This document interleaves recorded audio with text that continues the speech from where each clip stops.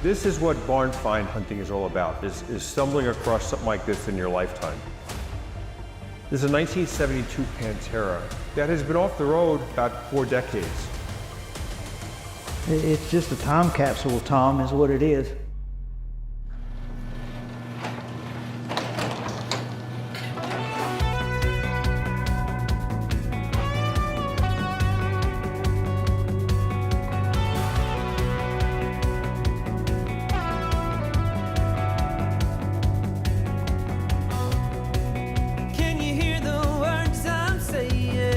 We know the motor's stuck.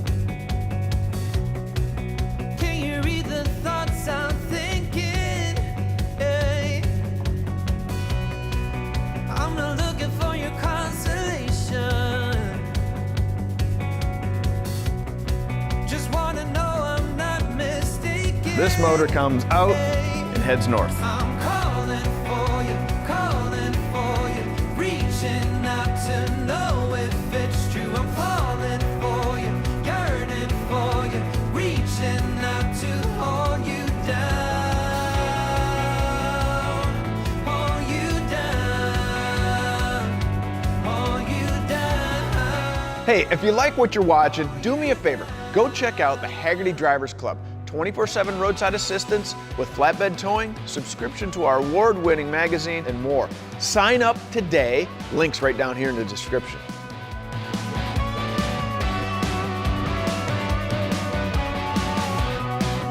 Can you tell me if it's love we're making?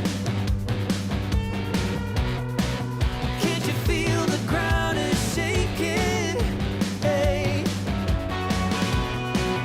I don't need another explanation. Wasted words or wasted conversation.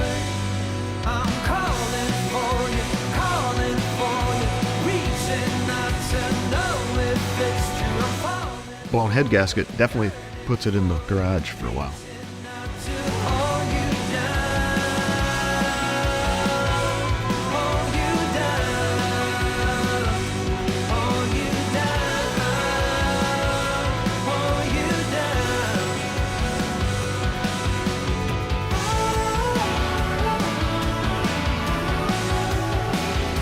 I wanna hold you down.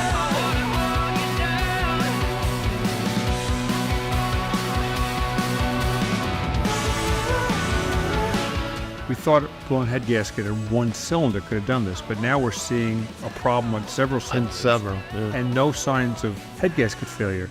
I'm thinking it overheated because you could warp both cylinders.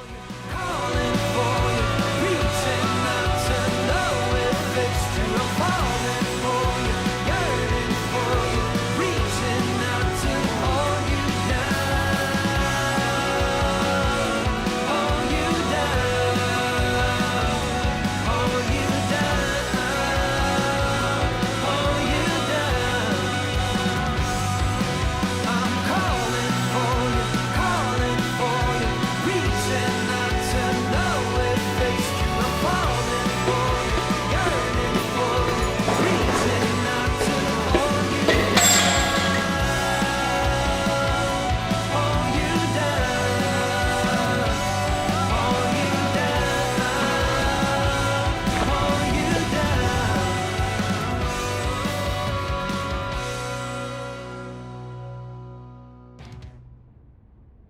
Right there was 100% the culprit. It was locked in.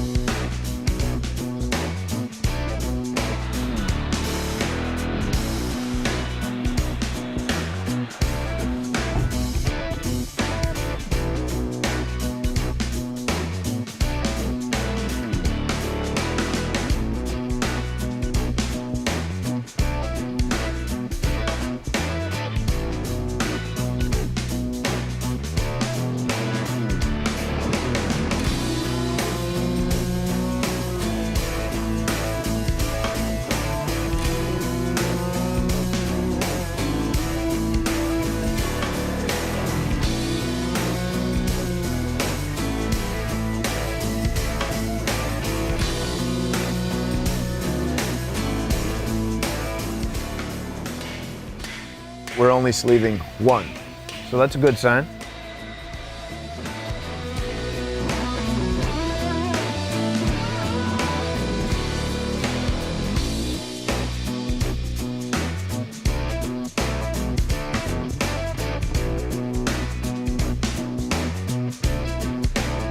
I'm switching over to ARP bolts, and that takes a little more clamp load. Well, that's not gonna make bearing clearances very happy. Mike's gonna run a hone through it, basically oval to round.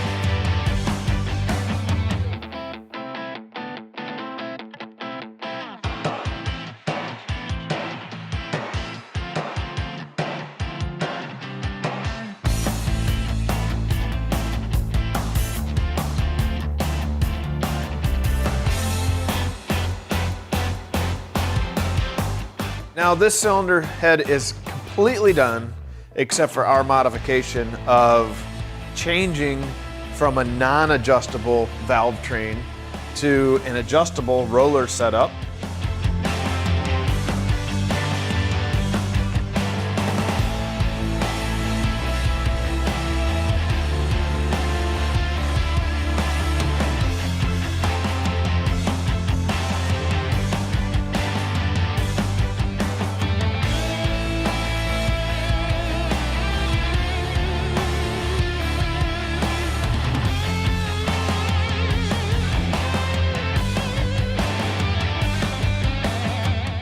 The Cleveland blocks had a tendency to over-oil the valve train and then starve the rods.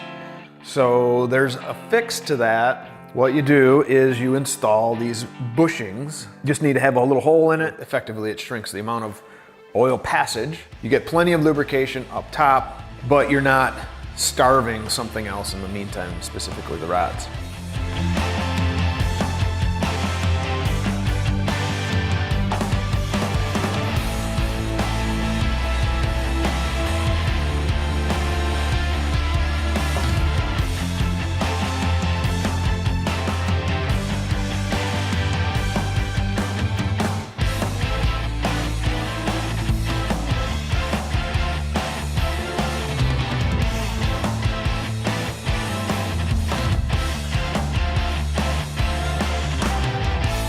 As you can see, our 351 Cleveland Pantera engine is all painted and nice. I went and put some Gliptol on the valley. Now, there's all kinds of arguments whether you need to do that or not. I'm gonna leave that up to you. This is the way I do it.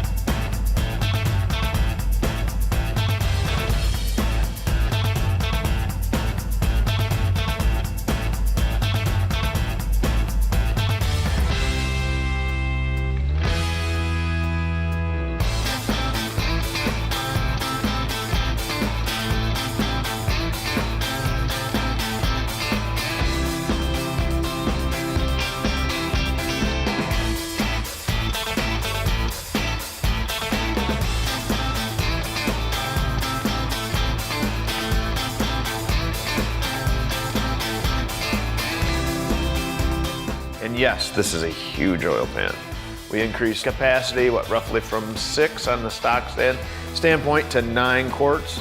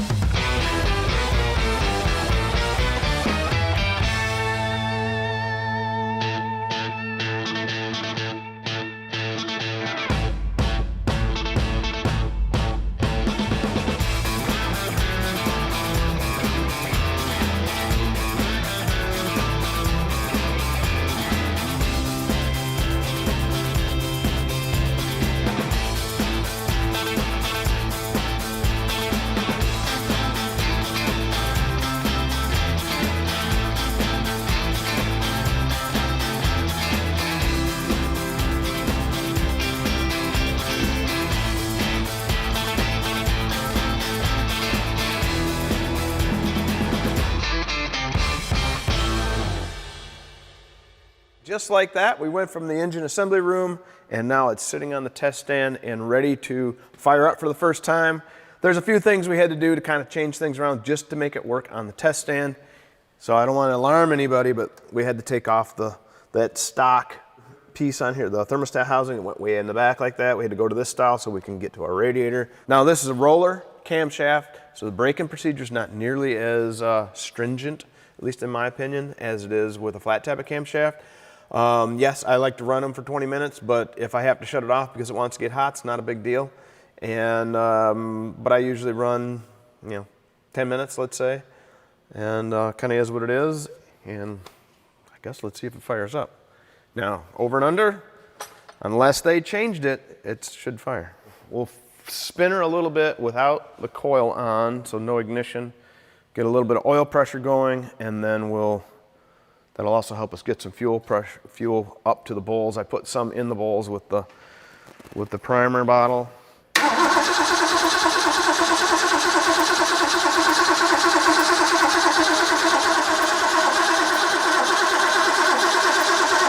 Okay, there's our oil pressure.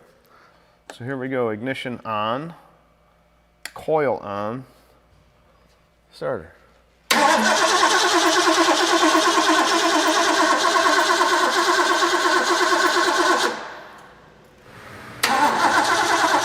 I almost wonder if we flooded it.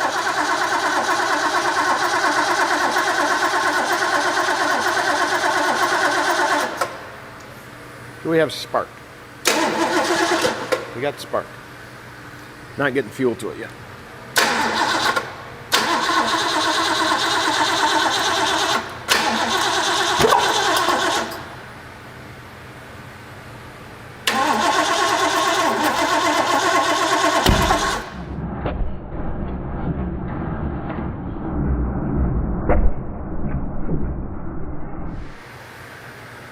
I want to trust that carburetor out of the box and then not kind of at the same time. It's doing exactly what I said initially. It's off 180. You just check that wrong. Checking it wrong. Which one did you check? 4. 4, 5 over here, not 1. 1's over there. One's over there, yeah. But I'm sitting here looking at it. 1, 1. This is going to be good. All right, we're done with the fireballs. Here we go. Sounded way better.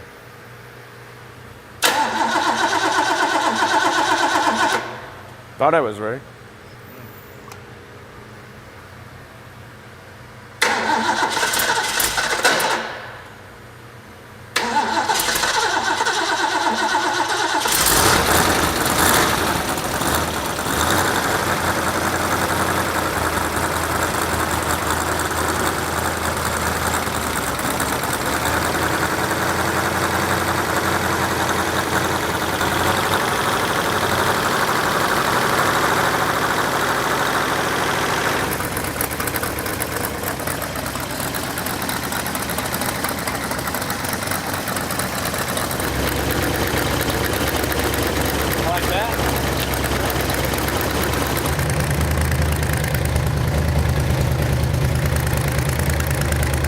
Take the label off, evidently.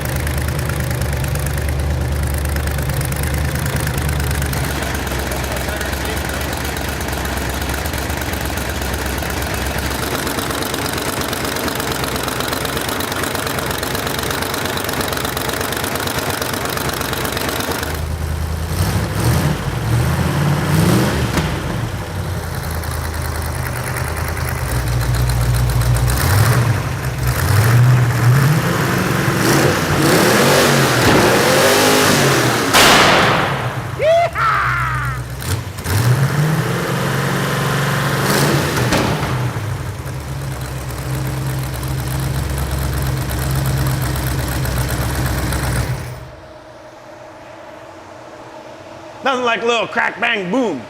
It's all good. All right, well, we got the engine running, got it warmed up real good, and if you could hear it, you could hear the headers leaking. And I purposely used the cheap header gaskets that came in the engine kit, which I'm sure you all know or are familiar with. They're little stamp steel, they're nuts. At any rate, I have to take these the headers back off anyhow to put them into the car, so that's why I use the cheap ones, but that is also why you're hearing the exhaust leaking, because, well, they didn't seal for very long. And when I go to put it in the car, I'll put the good ones in, and we won't have that problem anymore. So with that, this engine's a wrap. Get out in the shop, go get your work done. See you.